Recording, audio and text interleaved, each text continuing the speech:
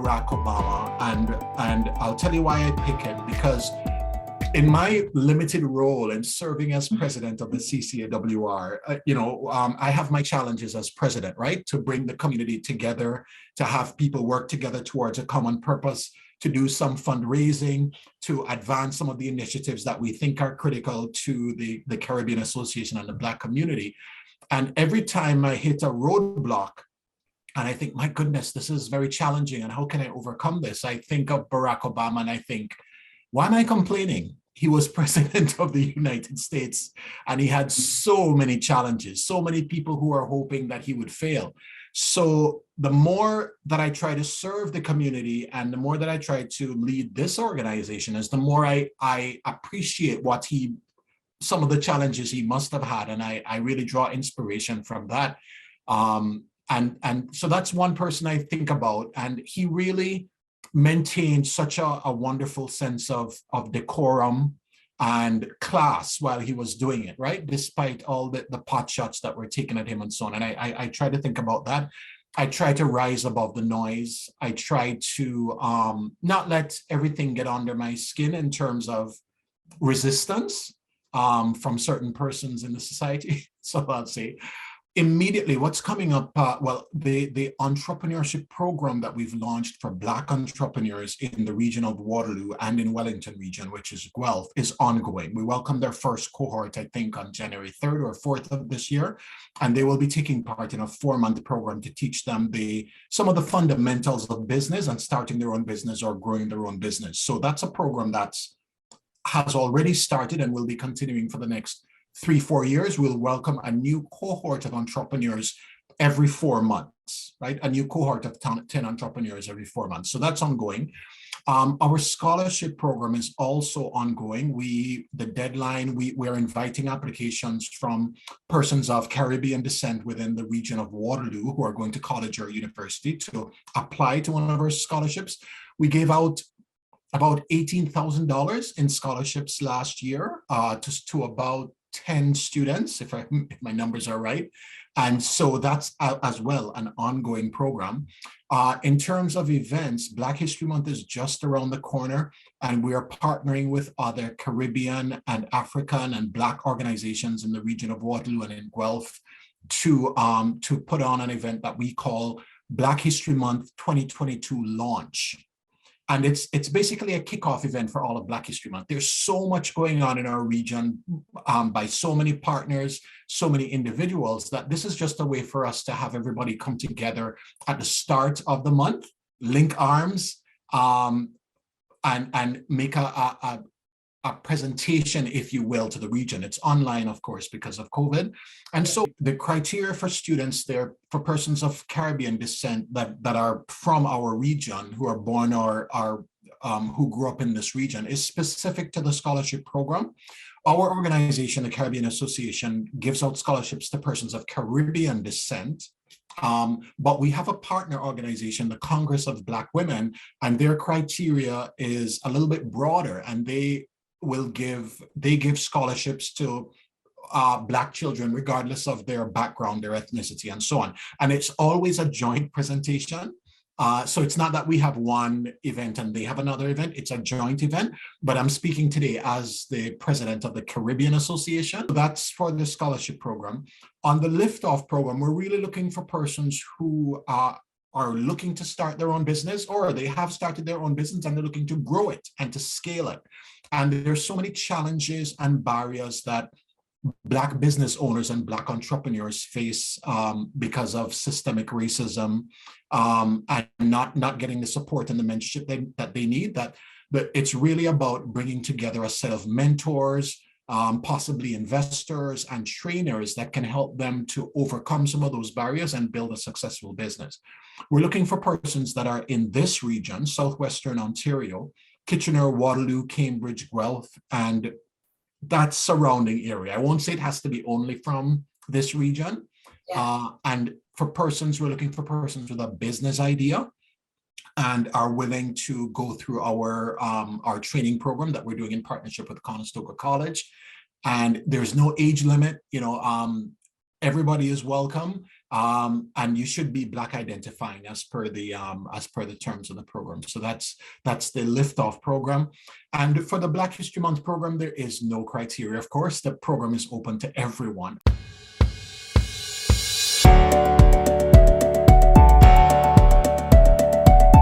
I have seen incredible efforts from Black communities and organizations here who have stepped up to ensure that their neighbors had food, had supplies, fighting to ensure that they had access to accessible vaccination clinics in their communities, even at times when the government did not make that a priority or made that more difficult to do. And when you look at Black history in the province of Alberta, that is the record. That is Black communities standing up to advocate for themselves, to support each other, and to fight for equality and push back against racism and discrimination. And as we come into this Black History Month, I think that's what we need to focus on. As Black communities standing together, coming together, we are coming into an election year.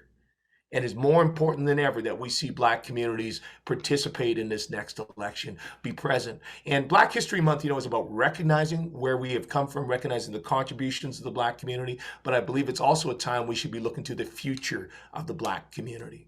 I was so encouraged to see new Black candidates, many more, standing up in the last municipal election. Indeed, to see some elected, like Councillor Courtney Walcott in Calgary.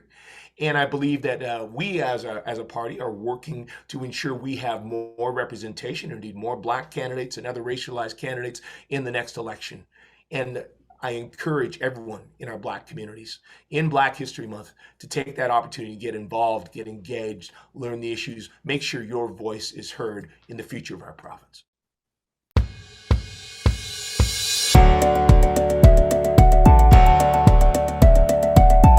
My name is Karen Richards.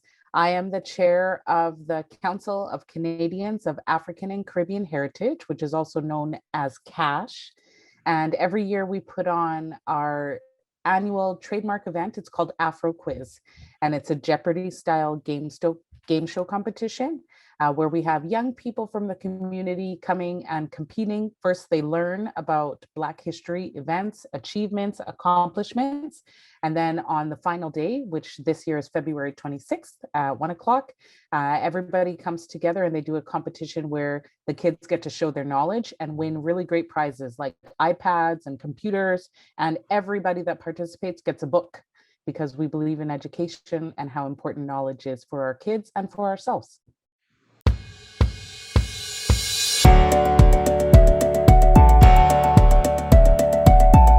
Biggest things our community does is their municipality has a respectful workplace policy in place, which includes a workplace inclusion charter, poverty and homeless awareness week, age-friendly needs assessment, age-friendly community designation.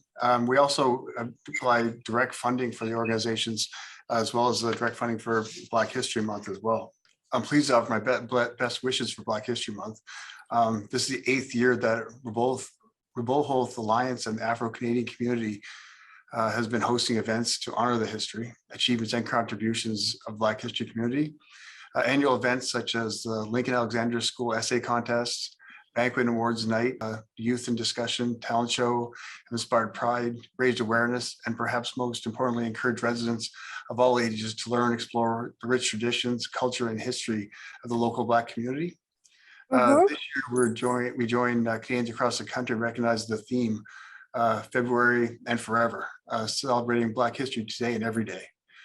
This theme is already in action in Fort McMurray, Buffalo, with community events such as the Cultural Extravaganza planned for March, as well as the Afro-Canadian Festival of Arts and Cultural in summer. The growth and success of these events each year demonstrate the strength and deep pride with the local community.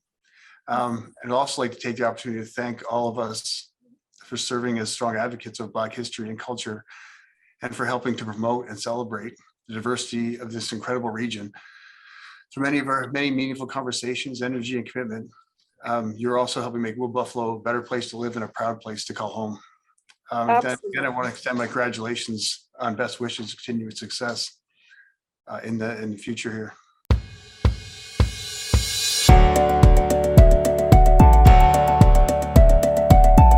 absolutely. My name is Andra Wisdom. I am one of the founders of the Reed Institute. And I'm Carey. I'm another founder of the Reed Institute.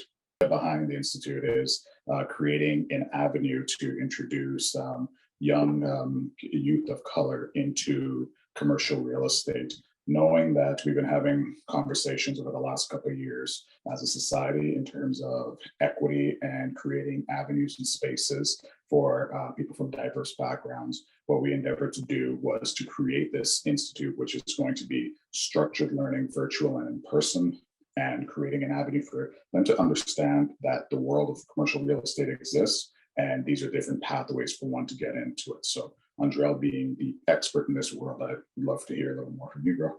Yeah, no, absolutely. And that kind of sums it up in a nutshell really well.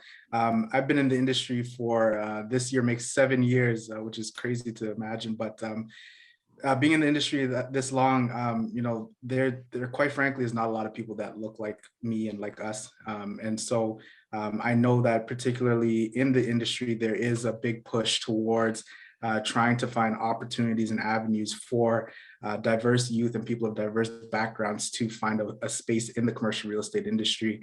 But what through the conversations Anina and I and our team have had, we kind of recognize is that there's something missing in terms of that intermediary point that helps people to understand, these are the different areas that exist. It's not just selling houses. There's a lot more opportunity in the space than that, and there is room for everybody. So that kind of was the genesis of the Reed Institute.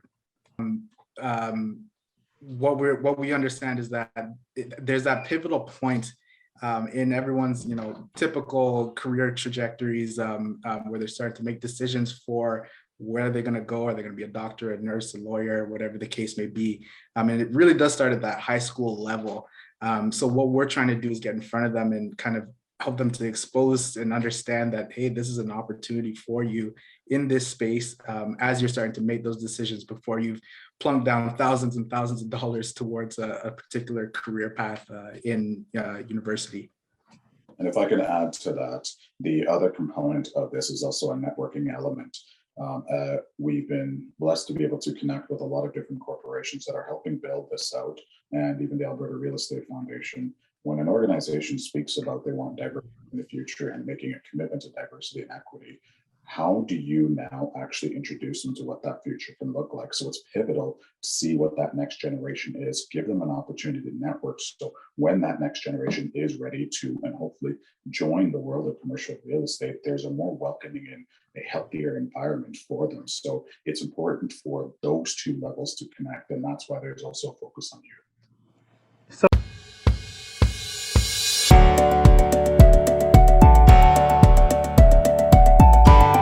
I firmly believe that our institutions, including our city administration and city workforce, councillors' offices, mayor's office, and everyone else, we should be reflective of the community that we represent.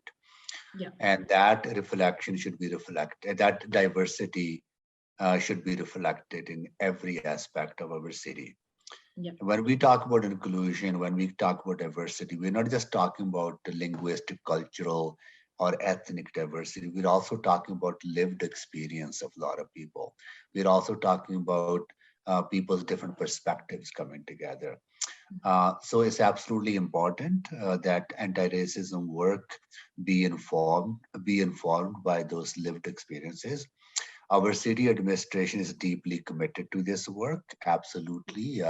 City manager and his leadership team have demonstrated a very strong commitment, and we are working very closely with them. As our city changes, the public faces of that organization must change as well. And one of the challenges that we have put forward to our administration is make sure that moving forward, we are reflecting that diversity in our senior leadership and in our at the highest level possible and in every aspect of our city. So, and that's part of the work that we need to do.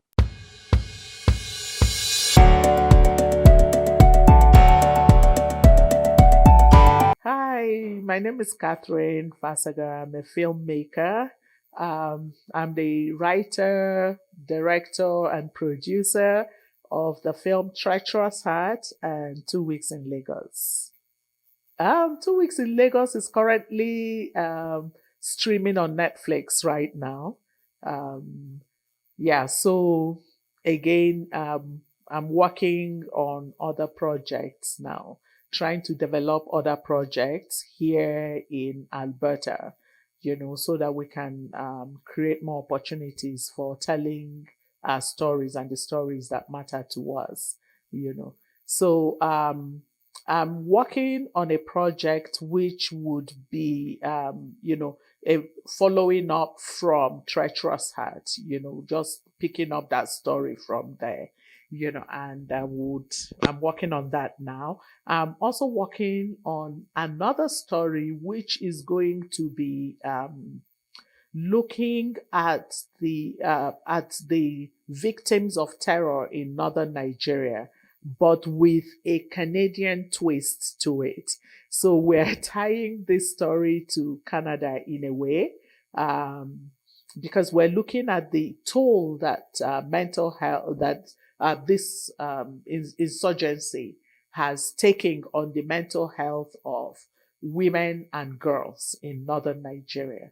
And I think this is a story that we need to tell. It's a very timely story. And I'll be talking more about it as we flesh it out, but really, most what I'm working on really is how to develop the next generation of filmmakers. So with every film I make, I'm looking to pull more people into the industry so that more and more of us are making films and telling stories that concern us, so that at any given time, there's going to be a story about us that is coming out, So one of the ways we're looking to do this is through internships, master classes, mentorships. So we will be looking to get some of our people, who have done film or who are looking to break into the industry, and, give them real life experiences on our film sets, so that they can actually get the required experience. They can understand how to run the business here also. And, so they can set up their own also. And we can all be working hand in hand to create, great content that, speaks to who we are as a people, and to our identity within the Canadian experience. Community, we need to look at filmmaking now, our own brand of filmmaking, as a community effort, because when we do this, we bring business into our community. Because with our films, who are we hiring? We're hiring ourselves. So we're creating jobs. When we train our people to learn how to be the crew, how to be cinematographers, how to be sound technicians, how to be makeup people, costume designers, and all, we are bringing the job back into the community.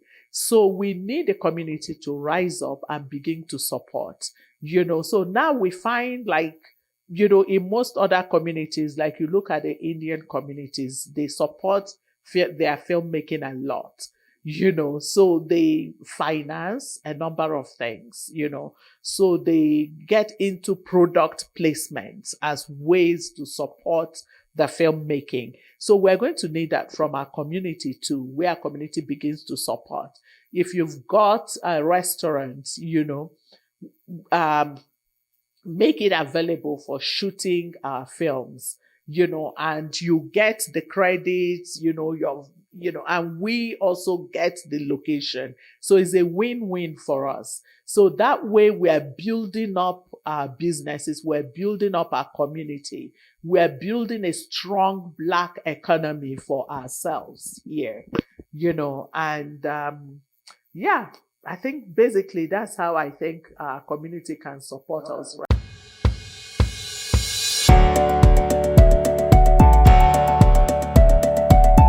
Every February, Canadians pause and reflect on Black History Month, the outstanding contributions that Black Canadians have made to the history and the development of Canada in every sector of the economy: arts, sciences, sports, culture, at academia. And, I think of people like Dunya Noor and Emmanuel who are fighting for justice for young Black people. I think of Jeanne Lehman and her team who are working hard to make sure that young women and Black women are able to live their dreams by building sustainable and excellent and profitable businesses. I think about Dr. Bukola Salami at the university, who's doing excellent research in the field of nursing, and all that these people do to enrich our city, our province, and our country. And that's why our government has launched the Black Entrepreneurship Fund, the Black Philanthropy Fund, the Anti-Racism and Discrimination Unit. And I ran on this issue of combating racism and discrimination.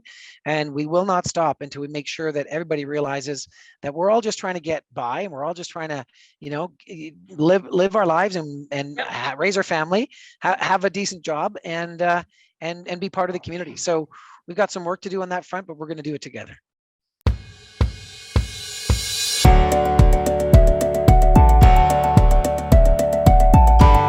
I was the one Black girl in the school. There was one Black boy, one Black girl. And so often you're kind of just like brushed to the side. You're kind of like made a statistic before you even are one. And there's so many assumptions of what type of family you come from. Like the teachers, they don't know. So you're kind of always just kind of brushed to the side and not really recognized for like the gifts that you do have. So that, I'd say looking back, like that's probably one of the biggest challenges. Most challenging, like it was a little bit different for us because you and Dad are more accepting and more encouraging of like whatever we have skills or passions for. But just as a community, sometimes you face the judgment from your peers in your community or your aunts and uncles, and there's a stereotype, there's like a block that you're supposed to kind of be fitting in and a path you're supposed to follow, whether it's to become an accountant or a teacher or an engineer or a doctor. And so that sort of thing, like outside people kind of looking in and putting their opinions on you can be a challenge, and it can also steer people into not doing like what they want to do in their lives, so creatively or professionally or whatever. So that I took a little bit of time off just to regroup. As you can see, I've been pretty busy.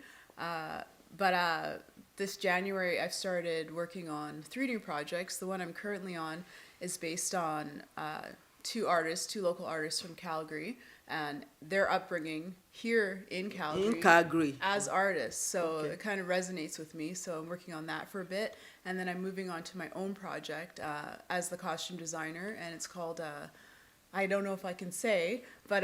Well, don't say, but you can just give us just a little background. But it's a wholesome show that's going to be for everybody, for families, and it'll be airing on Netflix probably next year. So yeah.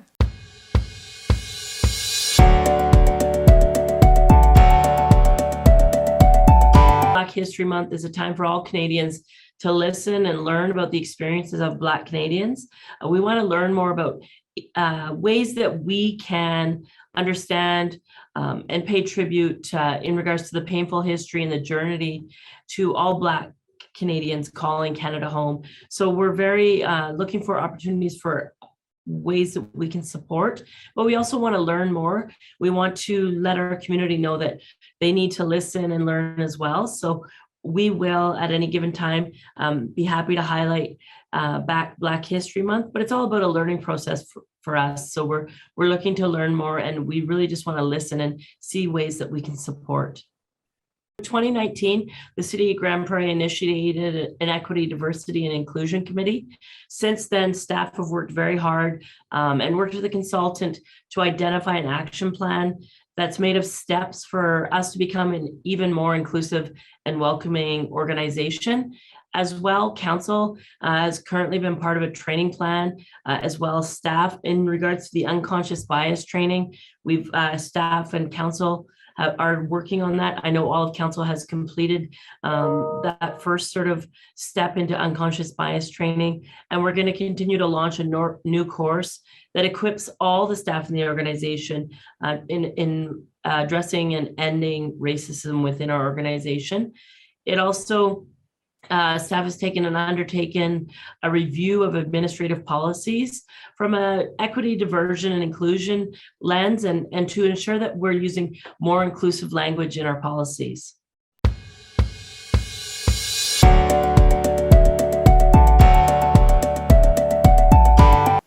It is Black History Month. Let's celebrate your natural hair. This is Fatou Tao, founder of Njia Asili. For this special month, Njia Asili wants to pamper you with products that will participate in your natural hair care routine to protect your hair, to strengthen them, to help you grow healthier natural hair and retain length. In Swahili, Njia means the road, the way, and Asili means origin or naturals. Since we're still in winter time, I have that question. Are you often afraid to go out to wear your hair out actually during winter time? If that's the case, fear no more. This balm here can help you protect your hair, coat it properly to preserve the hydration, and help you avoid excessive breakage.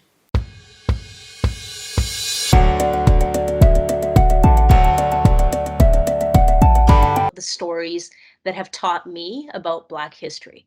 I had a friend named Noelle Fogo. She lived across from me, and she's an absolutely lovely woman. And she used to tell me about her sister. Her sister is a historian, and she said, my sister is a filmmaker, and she's telling the story of Black Albertans.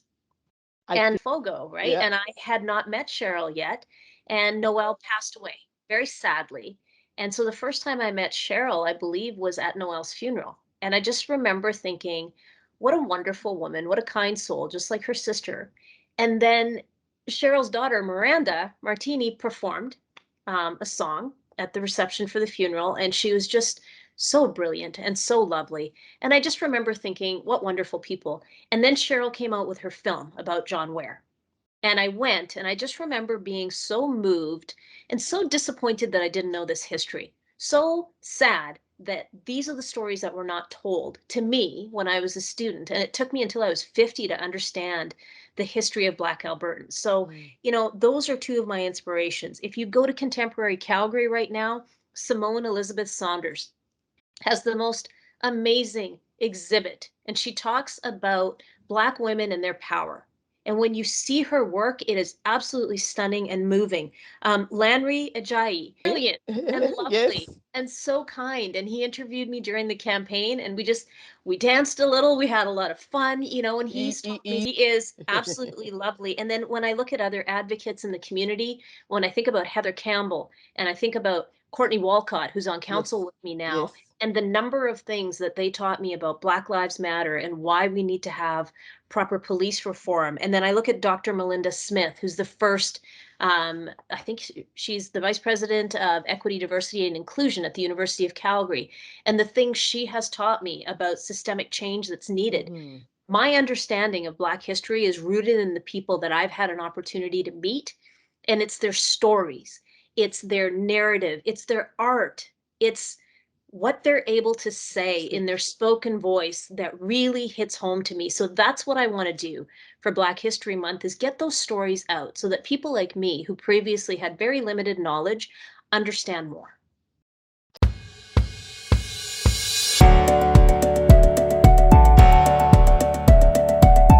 One component, community service, where we have women and girls. We have different programs for Black girls from age 6 to 18. So what we do with this girl, we try to give them more, make them be more confident. So these girls learn about identity, about self-esteem, about leadership. And then we have program for women, or active women program. We do have also program for business. So BCW was the first organization here in Edmonton, and even in Alberta, and even in the Prairie, that started giving program in business, Black lead organization. So we have this program. We do have here in Edmonton our office. We have another office in Calgary, and we will open another office in Saskatchewan very soon. Then we have also a career hub for, to promote women in business and in career, and also, to promote our Black women in everywhere. Sometimes you heard people saying that, how do we have to celebrate? I think it's very important to celebrate. We shouldn't be celebrating just for, once a year. We should be celebrating all the time. But thing happens. So usually when the portrait Black people is, we talk about poverty, we talk about, they don't see us, for example, where decisions have been made. But I know serving Black women and seeing them going even in business or professionals, we know that our community, or women from our community, and I think men too, are doing a lot of good things. So Black excellence, this is what we want to show. BCW, what we want, I think we are a little bit tired to see that people usually will talk about us in terms of the one to help. What we want is, go from service recipient to service providers. And this is what we are trying to achieve with all our communities, our women.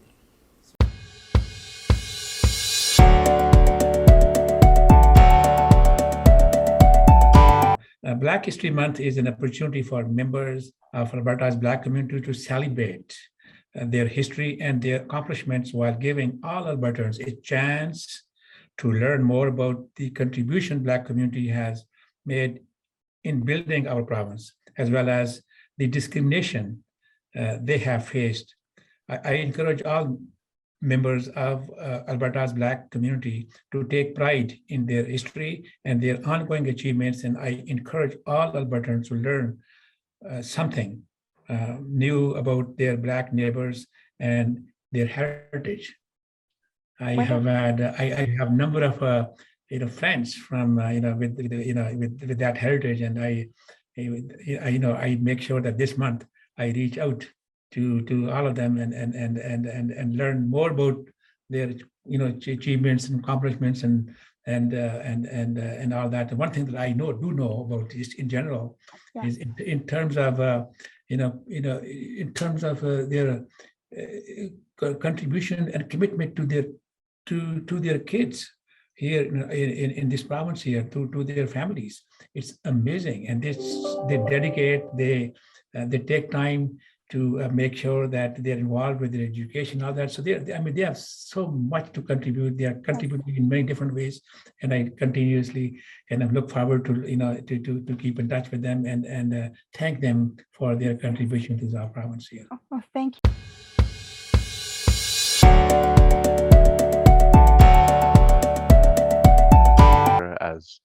As a government minister, to wish all Canadians in advance a very happy Black History Month, a successful Black History Month this year. Every February, we mark Black History Month, which is a time to celebrate the many contributions that Black Canadians have made and continue to make to Canada. As we all know, Black History Month and Black Canadian history is Canadian history. Black Canadians have been here from the very beginning. And so this year, Black History Month will highlight the resilience of the many Black Canadian communities across Canada, while also showcasing Black joy and celebration in its purest form. So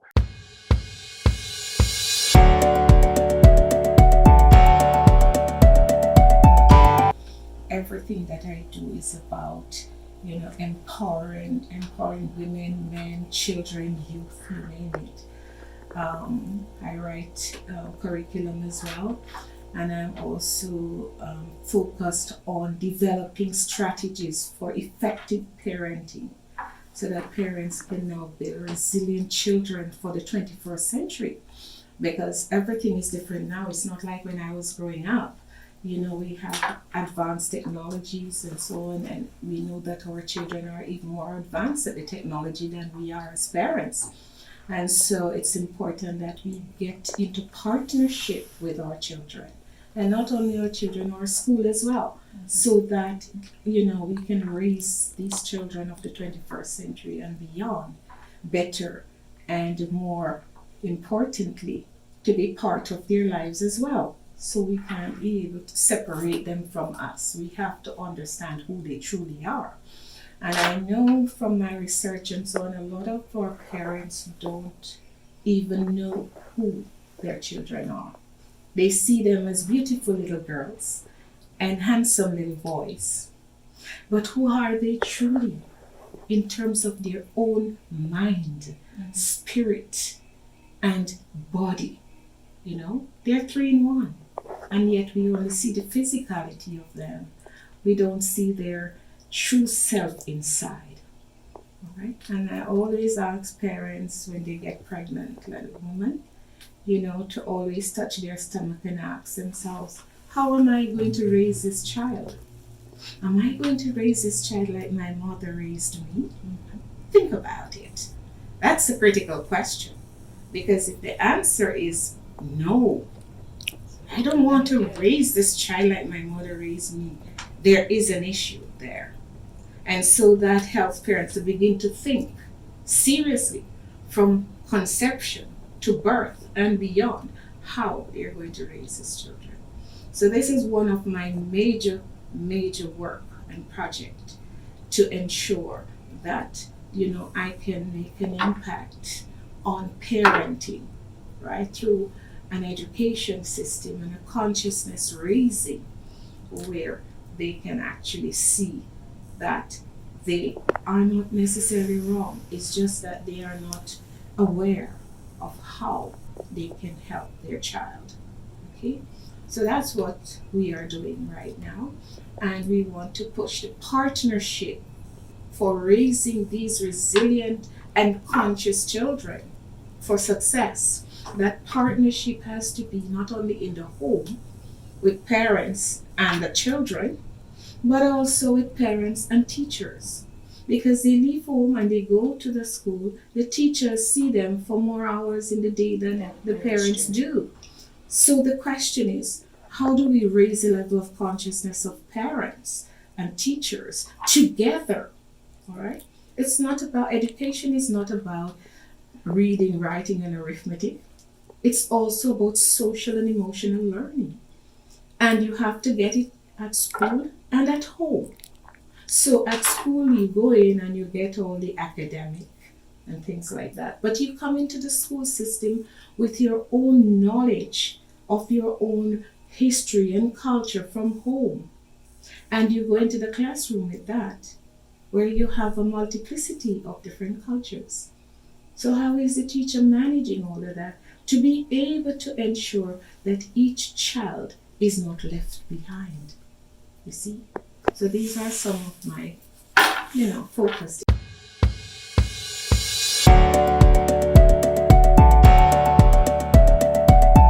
I think, the historical record of Black Canadians in Central Alberta would go back to the turn of the last century. That the very first ones that came to Alberta were, a lot of them were farm laborers or cowhands, came north from the United States. A number of them have worked in Texas, Wyoming, and places like that on the big cattle herds. And given that the ranching frontier extended into southern and central Alberta, it's not surprising that a few of them came north. One of the most famous was a man by the name of John Ware, who was an outstanding cowboy, came and was in the Calgary area and had his own ranch around Brooks. Tragically, shortly after his wife died, his horse threw him and he was killed in the accident and leaving his children as to be raised by other relatives. But in Central Alberta, one of the first people in this area were the Thompson family, Edmund and Hattie, and they had married fairly late in life. Edmund was the son of slaves. Hattie was herself a slave. They had married fairly late in life, and they had one daughter who they called Late Change because she came late in their life. And they came up here about 1905, well, they came to Southern Alberta in the very early 1900s. that came up here in about 1905, 1906. And they took out a homestead northeast of Red Deer, a place called Earlville, and started a homestead, worked extremely hard, were very highly regarded because of their willingness to work hard, to help their neighbors and to take on other jobs to help the homestead make a go of it. Edmund worked as a construction man and things like that. But they too were struck by tragedy. The winter of 1906 and 7 was one of the worst in history. And they were running short on supplies. So Ed started walking to the store and post office to get the mail and some supplies. And the snow was very, very deep. And there was also a detour because of the deep snow. And by the time he got to his destination, he was pretty tired out. And the storekeeper actually said to him, maybe you should just stay the night. And he said, no, I can't. He said, we're running out of things at home and I better get back. So he walked back, but was found frozen to death on the trail, less than a kilometer away from his house. He had just become so exhausted from trailing through the snow, and with the bitter cold weather, he just succumbed and passed away. So his wife and daughter weren't able to keep the homestead themselves. They moved into Ponoka, where they took in boarders, did laundry, housekeeping, all kinds of things to help make ends meet, and ultimately ended up in Edmonton. And Hattie passed away in 1936. But there were other people that were in this area. There were some worked in the Red Deer exhibition grounds helping tend the horses, and others worked in farms or ranches in the area. But one of the key stories involving Red Deer happens. 1908, there were a number of Black Canadians started coming north, leaving mainly Oklahoma, because Oklahoma became a state and passed a bunch of what they called Jim Crow laws, very discriminatory. They thought if they came to Alberta that they could find a life that would be much better. And there were about 1,000 of them who came north. They settled in places such as where Breton is now. That was called Keystone, Wildwood, and Amber Valley was probably the biggest one, and a couple of other places. And they worked very hard to try and create a new life. And actually didn't do too badly. But a lot of people were alarmed with these numbers of Blacks coming under the border of Canada. So the Edmonton Board of Trade in 1911, or the Chamber of Commerce, started a petition to try and get the federal government to block the immigration to Canada. And there were two people from Red Deer, Ray Gates, who was the first mayor of the town of Red Deer, and F.W. Galbraith, the first mayor of the city of Red Deer. They were very, very much against this proposal. One of the arguments was, well, Blacks wouldn't be able to stand the Alberta winters. It was pointed out to them that winters in Alberta aren't any much friendlier. And various other things. They said, well, there would be a backlash of hate if they came. Well, there's only hate that people created. And so this petition was started, and Galbraith and Gates spoke out very vehemently against it. And in fact, were the two people that voted against the resolution. Unfortunately, they didn't persuade their compatriots, and the petition did pass, but it was not really picked up by the federal government. They used less obvious means of restricting immigration into Canada. But there were the two Red Deerians who had the courage and the forthrightness to say, we're not going to agree to that. It's just simply wrong. Now, a lot of that changed in the 50s. You had more people coming to this part of the world. You start getting people coming from the Caribbean and from other parts of the world. And today we have quite a good representation in our community of the I don't really want to use the word Black race because that makes it sound like I'm doing something, but Black Canadians that are part of our community. They have been here a long time. They've contributed a lot. One very interesting person was Violet King. She and her family came from the Keystone Amber Valley area. And she ended up being the first Black woman to be a lawyer in Alberta. And her brother Vern was in Red Deer for many years. So there's a lot to be proud of and a lot of accomplishment. And I think that's something we should be celebrating as we do this today. It's a significant month for the city of Red Deer, you know, for many different reasons. But, you know, as I've told other citizens in the community, you know, that history is the lens that we view our humanity through, you know, and when that history is altered or erased or ignored, as it has been in the Black community for so long, we lose that sense of community and togetherness that we should have. So, you know, it's special that we can participate and certainly participate with your magazine, you know, this way and recognize contributions, you know, of Black Canadians. So just a treat to be with you.